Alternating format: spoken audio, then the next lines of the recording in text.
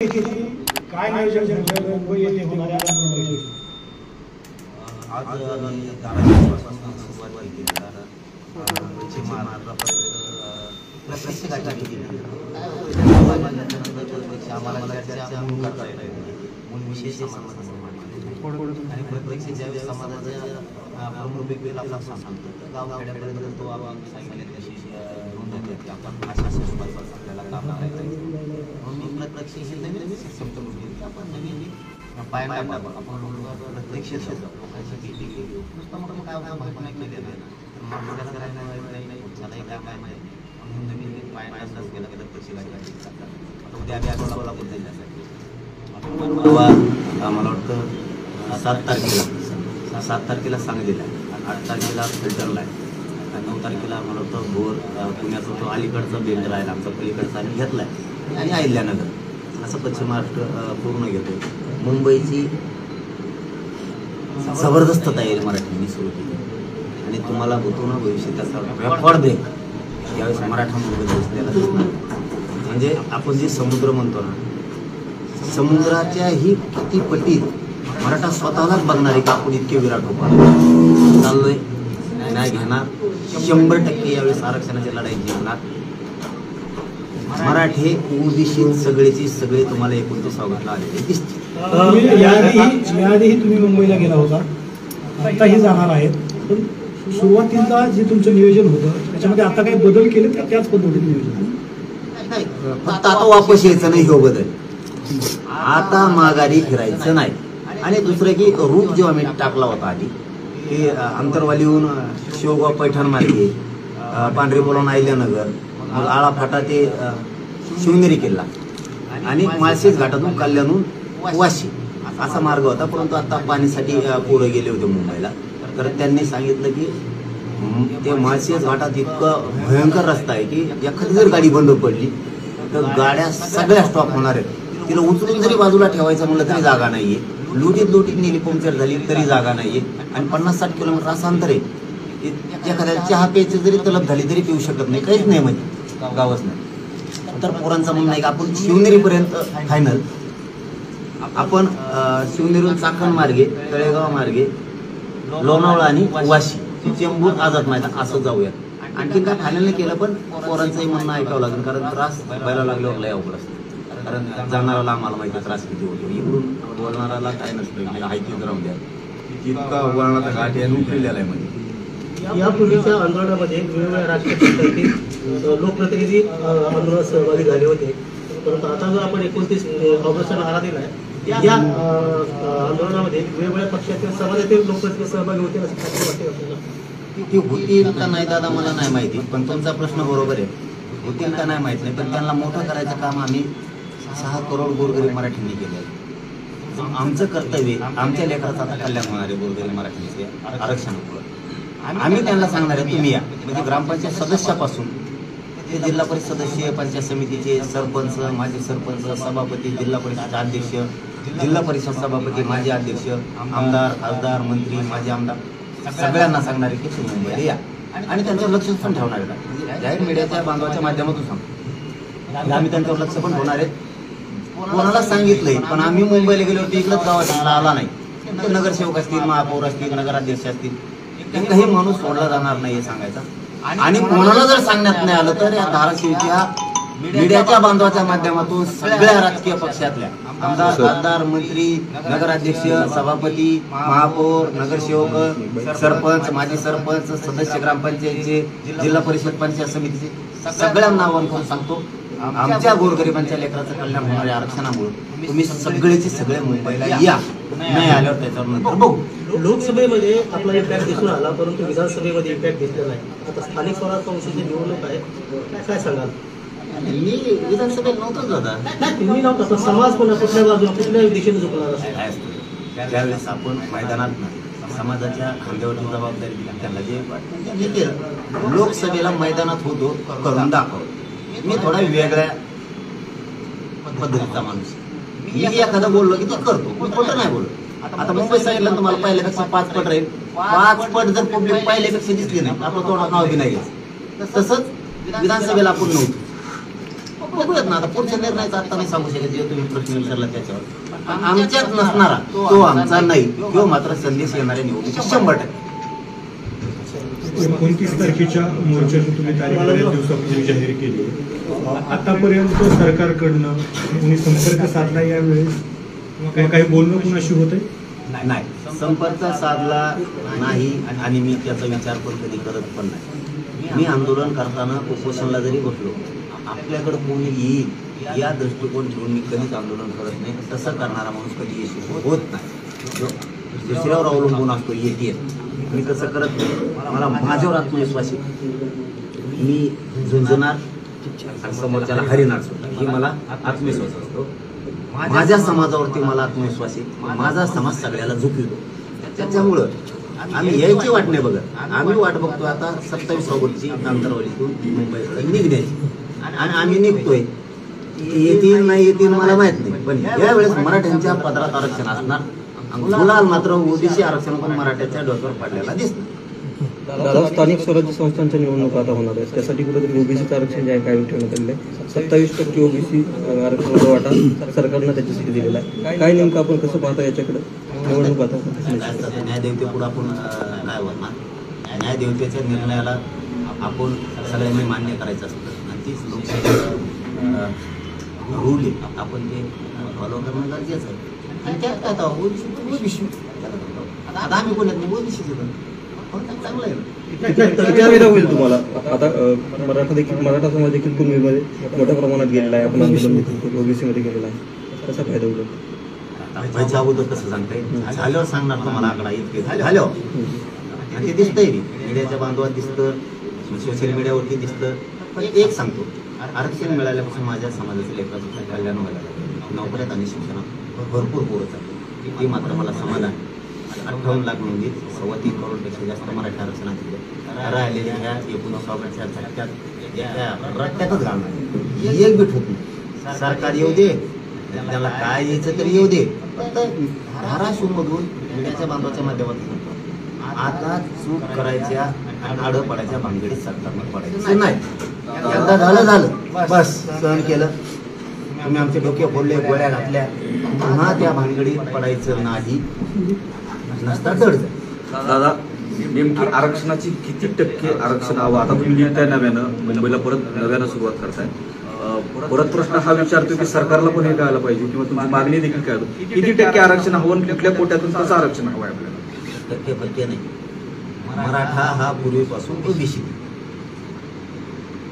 आमच्या 100 150 वर्षाच्या नोंदी टक्के नाही. ओबीसीतच पाहिजे ना आम्ही ओबीसीतच. आमचं हैदराबादचं गॅजेट आहे सरसकट मराठवाड्यातला ओबीसी आरक्षण. सातारा संस्थांचं गॅजेट आहे राजश्री शाहू महाराजांच्या राजेंचं गॅजेट आहे. पश्चिम महाराष्ट्र पूर्ण बसतो त्याचे 2 भाग.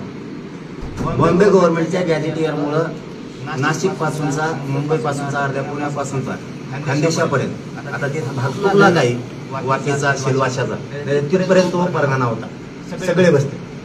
आणि आमचं 4थं म्हणणं आहे आम्हाला त्यावेळेस सरकारने सांगितलं होतं ज्यावेळेस शिष्टमंडळ आलं होतं 10-12 मंत्र्याचं त्यावेळेस त्यांनी सांगितलं होतं की माझी मागणी होती मराठा आणि कुणबी एकच आदेश काढा. त्यावेळेस त्यांनी सांगितलं होतं आधार लाख. आता 58 लाख नोंदीचा आधार आहे सरकारला कायदा पारित करण्यासाठी.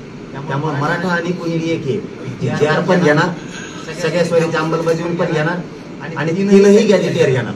सगळ्या केसेस पण मागे झालेल्या पाहिजेत सरसकट आणि बलिदान गेलेल्या कुटुंबाचा त्यांच्या नोकरीचा आणि आर्थिक सहकार्याचा विषय राहिलेला आहे. ज्या 8 मागण्यातल्या त्या सरकारच्या पाठ झाल्यात त्यामुळे सांगून मी बदलून गेलोय. आता ही शेवटाची आरपारची अंतिम लढाई आहे. मराठा बांधवांना सांगतो अंतिम आरपारची लढाई इतकं रेकॉर्ड ब्रेक ही मुंबईची रॅली होणार आहे. आता होतो ना भविष्यात त्याचा मराठ्यांचा विजय होणार आहे याचे साक्षीदार व्हा. प्रत्यक्ष मुंबईत येऊ. जी वाहन असेल ते सुरू करा. आता नवीनच पोरांनी स्कीम काढली माझ्या कानावर ती मला माहित नाही. एका तालुक्यातून 50,000 गाड्या काढायच्या मला माहित नाही. पण आता जे कानावर येत आहे हे शक्यतो मराठ्याचा फोटो पण येत नाही कधी. मराठ्याचे पोरं करते त्या तरार लागल्या. कारण कुठल्याही मतदारसंघात गेलं 1-1.5 लाख मराठ्यांची लोकसंख्या लाख बरंच धरा त्यातल्या अर्ध्या त्याला 80-90 हजार धरा, अर्ध्या जरी धरले तरी 50,000 मराठ्याजवळ सहज गाड्या आहेत. आपण आपली मोटरसायकल सुरू करायची, मुंबईला निघायचं. ही मोहीम चांगली आहे. फक्त पुन्हा एक सांगतो, गुंतून पडू नका. सणवार एक पोळी खाताल, भजे खाताल, सण पुन्हा येईल, पुन्हा करता येईल. नोकरी शिक्षण जरी एकदा गेलं ना, आरक्षण जरी गेलं ना, उद्या आयुष्याचं लेकरा बाळाचं वाटलं होणार. त्याच्यामुळे सणवार उत्सव करा, पण कमी प्रमाणात करा. आणि आपण सगळे मुंबईकडे चला. 3-4 दिवस गेल्यामुळं समाजाचं कल्याण होणार आहे. तुम्ही सगळेचे सगळे चला. शेवटचे फायदा नाही. खेळानं जाऊ दे, नाही काय होते असं सगळे मुंबईत आरक्षण मला घेऊन. जोडूनच प्रश्न आहे, मागच्या वेळी जे एकनाथ शिंदे मुख्यमंत्री असताना आपल्याला ठाण्यामध्ये जो जी आर दिला, त्या जी आरात तरतुदी, मग आता तो जी आर वेगळा आहे का, आणि आता आपली मागणी जी आहे ती वेगळी आहे का, काय नेमकं थोडं त्याच्यातलं कसं हे आहे? दादा काय असतं, पहिल्यापासूनच आमची मागणी होती मराठा आणि कुणबी आणि सगळे सोयरे पण, आणि नुसते मराठीचे घेतलेले नाही तर त्या कायद्यानुसार 2012च्या ओबीसीच्या कायद्यानुसार घेतलेले सगळ्यांचे जे ओबीसी आरक्षणाला मान्य, नुसते मराठ्यांचे घेतले असते तर सगळे बाहेर फेकले गेले असते. मग ते विशेष मागासवर्ग असो, मागासवर्ग असो, मागास प्रवर्ग असो, त्याच्यात बसणारे सगळे 27% ते 32% आरक्षणात बसणारे सगळ्यांचे सगळे सोयरे. काय घ्यायचे ते सोयऱ्याचे घेता येत नाहीत. काय घ्यायचे ते त्यांचा व्यवसाय एक पोट जाती उपजाती. उदाहरणार्थ म्हणून सांगतो, कुणबीचे नोंद निघाली आणि त्याच्या सोयरीची निघाली नाही, त्याचा रोटीबेटी व्यवहार पण होतो. त्यांचे परंपरागत असणारे सणवार पण सारखेच आहेत, व्यवसाय पण सारखेच. मग निकष काय ओबीसी आरक्षणात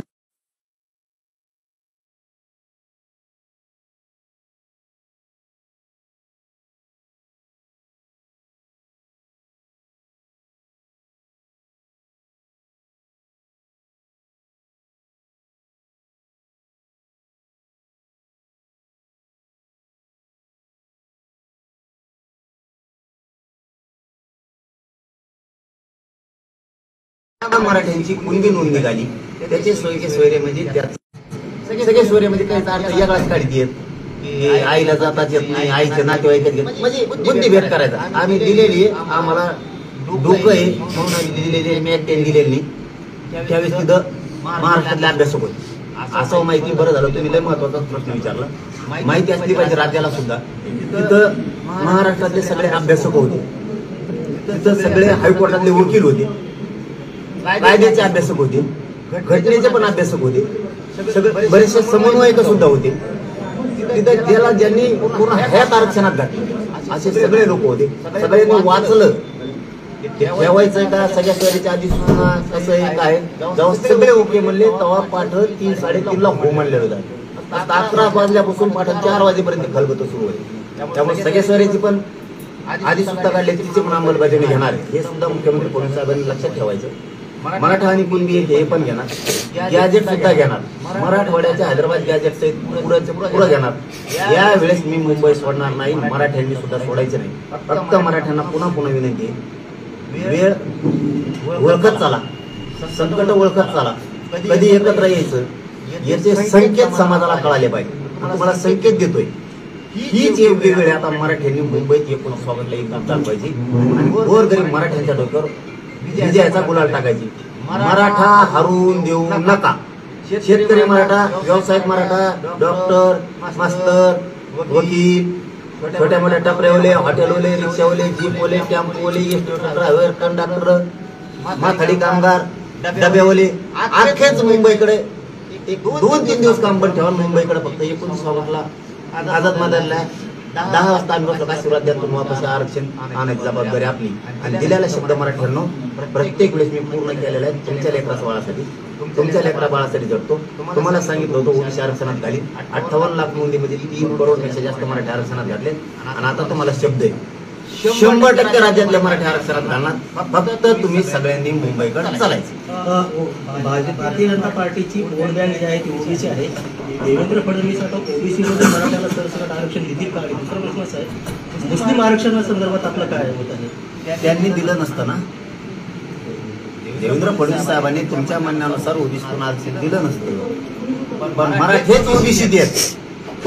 58 लाख नोंदीचा आधार आहे. आमचा हैदराबादचं गॅजेट आहे रे, कसं का देणार नाही? त्यांना आता बोलायला कुठेही जागा नाही. 1.5-2 वर्ष वेळ दिला. 29 ऑगस्टला 2 वर्ष आंदोलनाला पूर्ण होतात. पूर्ण वेळ दिला आम्ही. कुठंही सरकारचं वेटीस धरलं नाही किंवा त्यांचं मन बघितलं नाही किंवा त्रास दिला नाही. त्यांनी वेळ मागायचा आम्ही द्यायचा, त्यांनी वेळ मागायचा आम्ही द्यायचा. 2 वर्ष दिला. आता 1 घंटा सुद्धा देत नसतो. यंदा जर मी अंतरवाली सोडली, पुन्हा वेळ नाही, मंत्री येऊ नाही, तिथं संत्री येऊ नाही तर फंत्री येऊ, पुन्हा गाडी माघारी मराठ्यांची वापस फिरत नसती. त्यामुळं फडणवीस साहेबांनी लय डोकं लावण्यापेक्षा मराठा आणि कुणबी एक AR काढावा, गॅजेट लागू करावं, मोकळं व्हावं, आमच्या 8 मागण्या देऊन. मराठ्यांशिवाय सत्ता येत नाही याचा विसर फडणवीस साहेबांनी करून देऊ नये. या सरकारमध्ये सर्वात जास्त संख्या जी आहे ती मराठा समाजाची आहे. लोकप्रतिनिधी जास्त आहेत मराठा समाजाचे, पण ते का आवाज उठवतो? समाजाबरोबर काय नाही. तीच तर अडचण आहे ना आमची. तिथंच मुळे आधी मी नेमकं आता ते येत नाही काय करावं, तीच प्रॉब्लेम आहे. आता ते येत नाही त्याला आम्ही काय करावं. पण आता आम्ही सिद्ध केलंय ना, गोरगरिबांची लढाई गोरगरिबाला लढायची, जिंकायची. कोणत्या आमदार मंत्र्याचं ऐकायचं नाही. पुन्हा एकदा धाराशिव जिल्ह्यातून पत्रकार बांधवाच्या माध्यमातून मराठा समाजाला सांगतो, जर काही एखादा आमदार कोणाला कुजबुजला बी कार्यकर्त्यामार्फत जाऊ नका मुंबईकडे, फक्त मला नाव सांगा, त्याचा बाजार उठेला म्हणून समजायचं. मंत्री आमदार कोणी पण असू द्या, पण मराठ्यांनी एखाद्या नेत्याचं ऐकून मुंबईला यायचं टाळायचं नाही. स्वतःच्या लेकरा बाळाचं वाटोळं करू नका. मला 1-2-3 दिवसापूर्वी आणखीन एक गोष्ट कळाली. काही जण असं म्हणताय आमचे 10-5 लाखाचे काम आहे त्यांच्याकडं, म्हणून आम्हाला येता येत नाही आणि किंवा मग विरोध दाखवल्यासारखं करायचं. अरे तो मराठ्याचा आहे. 10-5 लाखासाठी तो एकट्याचं कल्याण गावातल्या मराठी वाटोळ करतो एकट्यासाठी. यातले पेरणाऱ्याचे पण नावं सांगा मला. एक जणाचं माहीत झाले, त्याचा बाजार आठवड्यात उचित मिळाला. कारण हे आमचंच काही मराठींचे म्हणजे 10-5 लाखाचं काम होतं, मला मिळालेलं आहे, त्यांच्यामुळे मला कल्याण होतंय. काय काय करत तो एकट्याचं कल्याण, पण बाकी पुरा गाव मारतो का? 6 कोटी मराठ्या फाशीवर देतो का? आणि मराठ्यांनी समजून घ्या, आपला नेता मग तो नगरसेवक असेल, सरपंच असेल, जिल्हा परिषदचा मेंबर असेल, तो सभापती असेल, तो जर तुम्हाला म्हणला मुंबईला नको जायचं, आपलं इकडं सरकारमुळे चांगलं होतंय, आमचं होतं सरकारमुळे तो चांगलं होतंय म्हणा, आमचं नाही. तो एकट्याचं कल्याण होईल, पण आमच्या सगळ्या लेकरात वाटोळ करतो का? तो या सगळं राहिल्यामुळे आमच्या पोराचं नोकरी लागणार का? वयामुळे राहिल्यामुळे आमच्या पोराला शिक्षण मिळणार का? फीसमध्ये माफ मिळणार का? घरकुलं मिळणार का? राज्याच्या केंद्र सिंचनाच्या कृषी योजना मला मिळणार का? पंचायत समिती जिल्हा परिषद योजना मिळणार का? याचं उत्तर आहे नाही मिळणार. त्या सगळं राहिल्यामुळे त्याच्यासाठी तुम्हाला आरक्षणाची गरज आहे. सगळ्या सुविधा घेता येतात, नोकऱ्या घेता येतात. हे मराठ्यांनी समजून घ्या. नेत्याचं ऐकून घरी थांबू नका, तुमच्या पोराचं वाटोळ करू नका. आता आणि याला एक जोड आहे दुसरा, तेवढं सांगतो आणि थांबतो. याला एक जोड आहे. काही सत्ताधाऱ्यातल्या लोकांचे मला फोन येते, तुम्ही बघत असताना येऊन बी भेटतात काही, पण काही जरा दबत आहे. ते फोन करून सांगतात आम्ही तुमचं दिसत नाही बुवा, असे खौडगाणीचं सरकारी. आपण त्याचे शब्द ते सांगू बरं का? मग माया परत तोंडात मागं लागता माया. ते लय ते खौट आहे, लय ते फुंशी धावण्याचं आहे. इकडं तुमचं घेतलं ना ते आमचं काडी घालतंय. आम्ही तुमचं दिसणार नाही, पण मुंबईत आम्ही तुमच्या संग दिसणार. असे सुद्धा मराठी आहेत.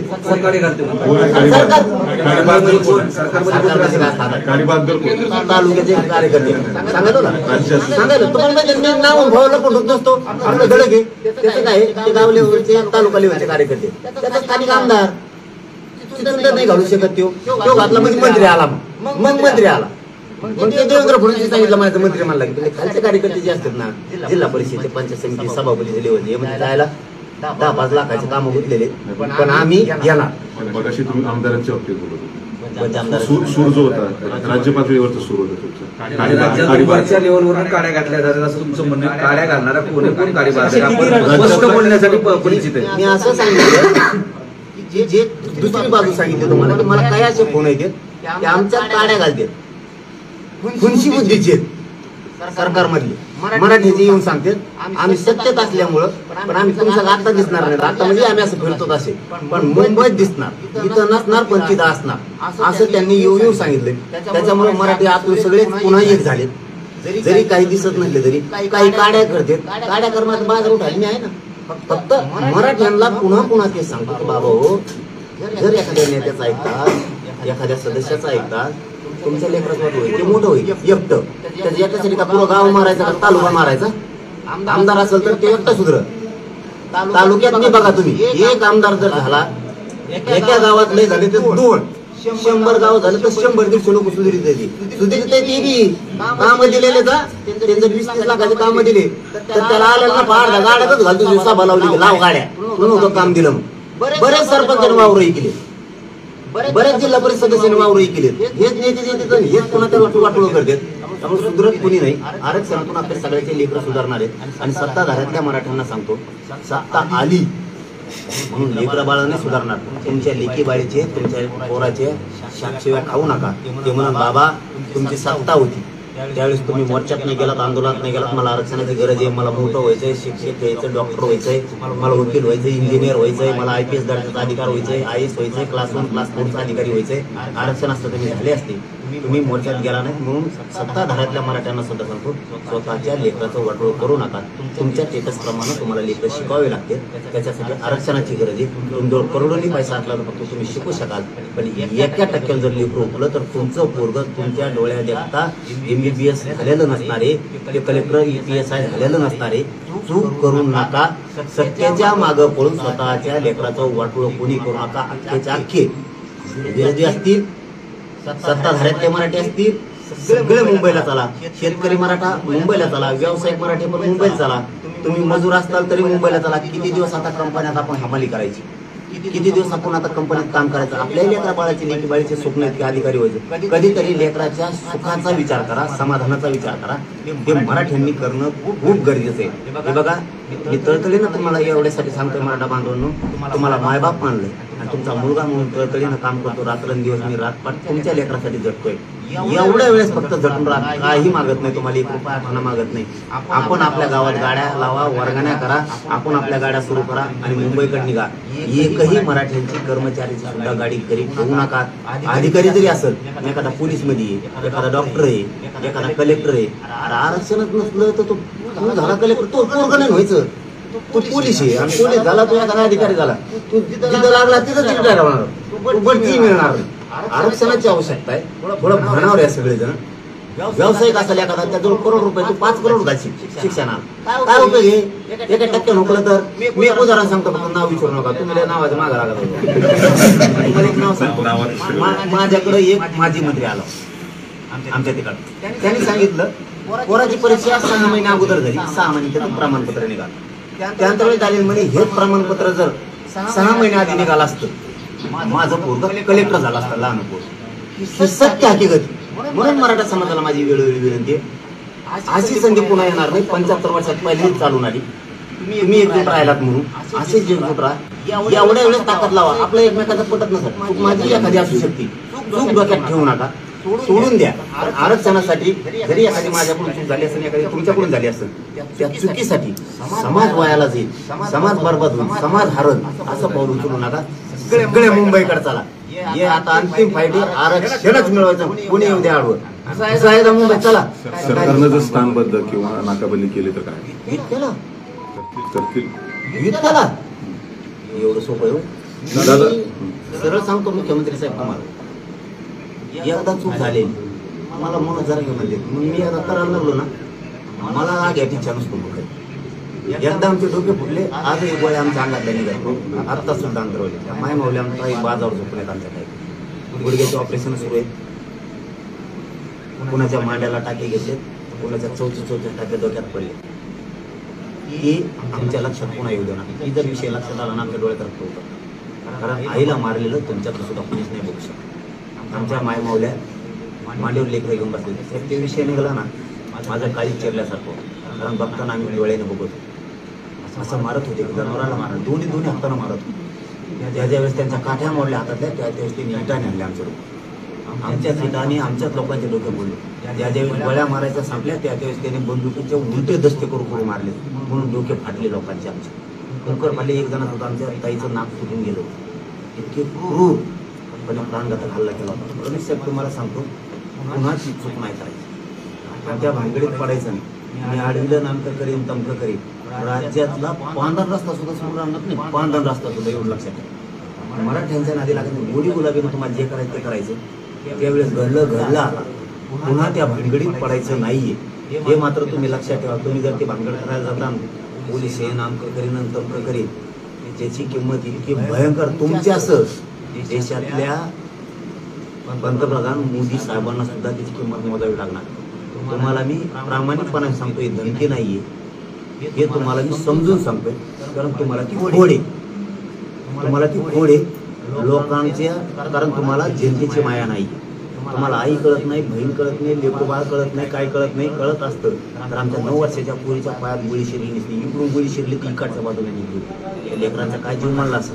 त्याच्यामुळे तुमचं आम्हाला माहीत झालेलं आहे, म्हणून तुम्हाला सावध करतोय, पुन्हा त्या भानगडीत पडू नका. आई बहिणीवर पोरावर जर हात पाडा ना, मराठी कोणत्याही लोकांना जातात बरं का फडणवीस साहेब. आणि तुमच्यामुळं पुऱ्या देशातल्या सरकारला सुद्धा हादर बसत. मोदी साहेबासहित हे शब्द लक्षात ठेवा माझा तुम्ही. मराठ्याचा इथून पुढे नाद करू नका आणि मराठी बार मार खायला मोकळे गेले. दादा मागे अशी एक चर्चा होती की राज्य सरकार सातारा घ्यायचं असेल आणि हैदराबाद घ्यायचं स्वीकारायला तयार होतं. तयार होतोच अशी चर्चा आहे.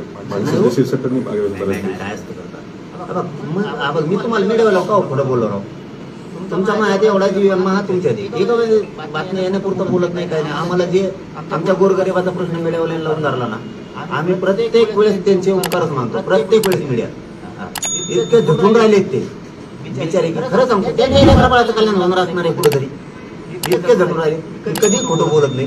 मला सांगा, जर गॅजेट देत होते एका नोंदीसाठी तळमळ करतो. काल शिवसाट साहेब दिवसभर बेजार केले मंत्री महोदय तुमच्या धाराशिवसाठी. काल दिवसभर आणि लातूर आपले सॉरी सोलापूरसाठी. काल सोलापूरला मंत्री महोदय शिवसाट साहेबांनी बैठक घेतली. एका नोंदीसाठी जीव जातो समाजात करतो. एवढं गॅजेट सोडीन मी, मला काय चावत होती.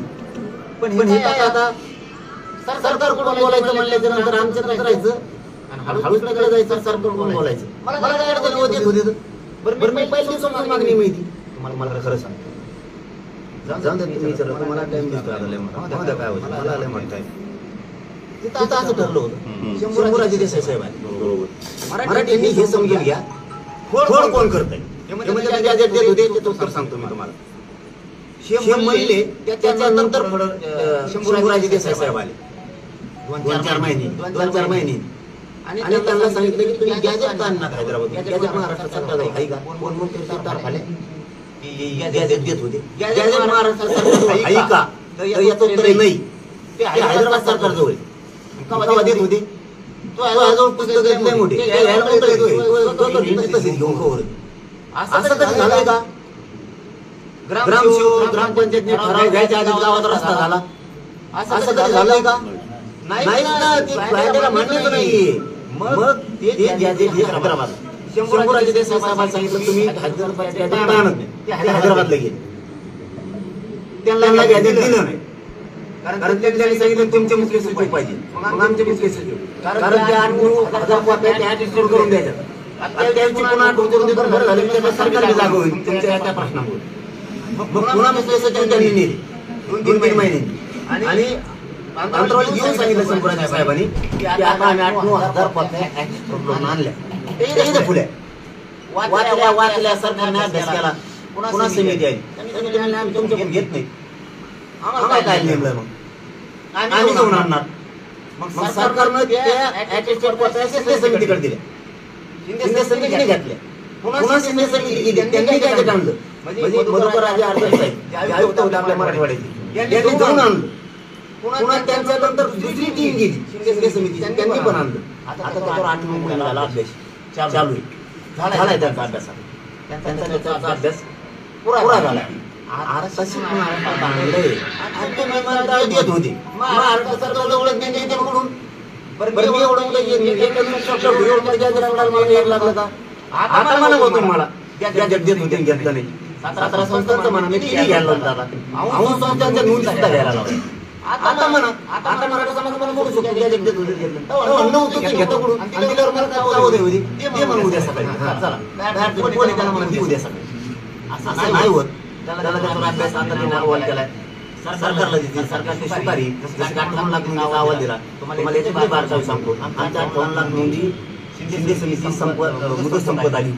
शिंदे समिती आवाज दिलेला नव्हता. आता त्या आवाज 58 लाख नोंदीचा दिल्यामुळं आता आमच्या अधिकृत 58 लाख नोंदी झाल्या. देव जरी आला आणि कसला विरोध करणारा त्याचा बाप बी आला, त्याचा आघाडी द्यायचा घोर मानला, आमच्या नोंदीला आता ताला लागत नसतो, कारण आता त्या अधिकृत झाल्या. तसंच शिंदे समितीकडे गेल्याच्या नंतर गॅजेट त्यांनी अहवाल दिल्यावर आता तो सरकारने स्वीकारायचा असतो आणि मग कायदा पारित करायचा असतो. याच्यापेक्षा अभ्यास कुणीच नाही.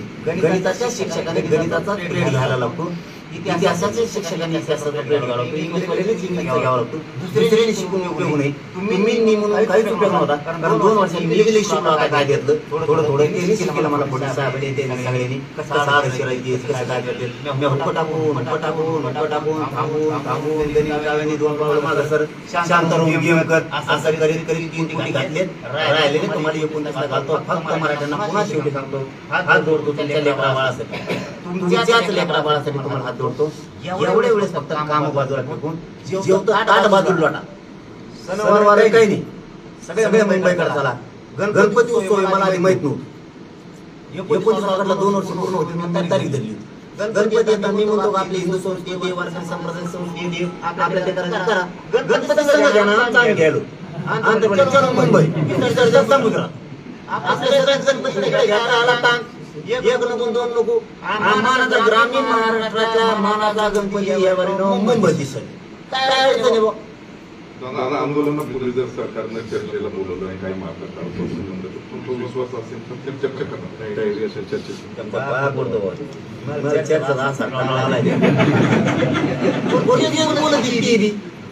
सांगतोय मराठ्याला आरक्षण ओबीसीतून पाहिजे. ते म्हणजे 2 दिवस आपण द्या मग देऊ. आता 58 लाख सापडल्या. आता बोला जागा आहे का? मला म्हणले होते माझे साहेब, तुमच्या म्हणण्याप्रमाणे जर करायची असेल मागणी मान्य तर आपल्याला पुढे जायला पाहिजे. पुढे गेल्याच्या नंतर मग कायद्याचा काही प्रचार असतात, त्या प्रचाराप्रमाणे करायचं असतं. ठीक आहे. मग आता आधार पाहिजे ना, आधार पाहिजे ट्रक भरून घेतो पाहिजे. आता 58 लाख बाकीच्याला आरक्षण ओबीसी कोणाचा आधार आहे हो? आमच्या 58 लाख नोंदीचा अहवाल आधार आहे. आणि काय पाहिजे यांना? चर्चा खर्चा काही नाही, मी कदरून गेलो. त्याच्या डायरेक्ट अंमलबजावणी काही काम नाही, मुंबई सोडित नसतं आणि काही करीत नसतं. गेलं ना मी यांना कळत. आणि तुम्हाला सांगतो माझ्या आधी 2 बसते पोटे पाहुणे सापडायला लागले मुंबई. काय निरोप काय आले नाही निरोप नाही. मी दादांना मग सांगितलं, यांनी प्रश्न विचारला त्याच्यावेळेस की मी कधी आंदोलन करताना खरं सांगतो मी यशस्वी झालो. अगोदर काही लोकांचं असतं 20 वर्ष सोडायला येतात. आपलं एक पण धंदा पदार सरकारला कधी येतो धडपण मस्त मांडी घालतो लगेच कोणती पाळणाच. कारण मला माझ्या विश्वास आहे माझ्या समाजावर. तो समाज इतका कट्टर झाला ना आता बघा शान, मला खरंच शान वाटते. आणि तुम्ही असताल नसताल त्या समुदायाचे पण एखादा समाज गरीब सेट करता त्याचा गर्वच मानला पाहिजे. आणि जातीवादी नाही, अजिबात नाही. मी जातीवादी असतो ना तर मला ज्ञानेश्वरी प्रकरण सांगतो, दिखोपणा केला 100%. आपल्या सगळी येत नाही काय जायचं सगळं त्यांच्या मला 3 मागण्या केल्या. आम्हाला मुख्यमंत्र्याला भेटून करायला सांगायचं माझा नवरा कोणी मारला, माझं कोणपळच कोणी नेलं, माझे लेकरं उन्हात पडले, सासू म्हातारे कसे समोर गेले, करता म्हणून गेला मी काय सगळं सगळं घेऊन होतं. आणि मला SIT पाहिजे. आणि 3रं म्हणणं होतं त्यांचं मला मोहोळ साहेबच पाहिजे. 6 दिवसात एका फटक्याने जागेवर दिलं. एकदा सांगितलं फक्त त्यांना फोन करू या मॅटर मध्ये मी उतरणार. त्याच्या 3 मागण्या 2 दिवसात पुऱ्या करायच्या नसता एवढंच म्हणलं नसता. मग आपलं कसं नाही ऐकलं मग आपलं वेगळा दंड. त्या ताईला न्याय मिळत. आपण सगळ्या सोबत जातीवाद नाही करत, पण माझ्या लेकराला आरक्षण मागतोय. तुम्ही मला विरोध करू नका ओबीसीने. माझे गरीबाचे लेकरं मोठे व्हावेत, कारण तुमचे लेकरं मोठे व्हावे आम्हालाही वाटलं होतं तुमचे लेकरं मोठे व्हावे. आज माझ्या गरीबाच्या मराठीच्या लेकरांचं कसं काय केलं? त्याला का फाशी घ्यायला लावता? त्याला का आत्महत्या करायला? नाव घ्या मला एक बोललो का मूळ सोडतो.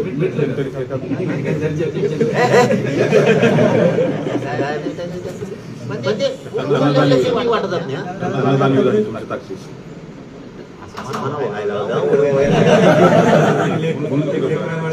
भांडण नाही.